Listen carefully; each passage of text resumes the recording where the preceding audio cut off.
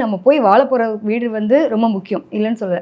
ஆனால் கல்யாணம் பண்ணிக்கிட்ட பையன் மாப்பிள்ளை பையன் நல்லா பார்த்துக்கிறான்னா, பையனோட அம்மா நல்லா பார்த்துக்கிறாங்கன்னா 2 விஷயம் இருக்குது. அம்மாவும் பார்த்துக்கணும், அது வேறு விஷயம். ஆனால் முழுக்க முழுக்க பையனே கேர் பண்ண, அம்மா மட்டுமே கேர் பண்ணி அதில் சந்தோஷம் கிடைக்குமா? அது கஷ்டமான விஷயம் தானே. ஸோ இந்த மாதிரியான நிலைகள்லாம் வந்து ஜாதகத்தில் தெரியும். அதற்கான கிரகங்கள் ஒவ்வொரு ஜாதகமும் ஒவ்வொரு விதமான நிலைகளை வெளிப்படுத்தக்கூடிய நிலை உண்டு.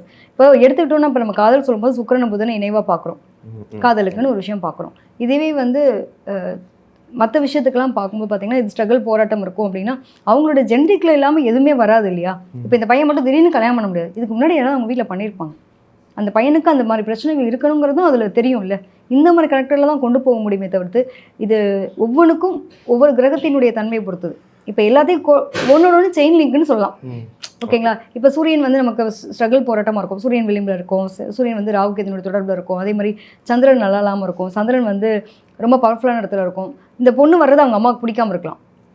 இந்த பையன் வந்து விரும்பி கூட்டிகிட்டு வரான். பட் உள்ளே வரும்போது ஓகேன்னு சொன்ன அம்மா வந்து இங்கே உள்ளே என்ட்ரானோடனே இவங்களோட ரியாலிட்டி வந்து வேறு மாதிரி மாறுது.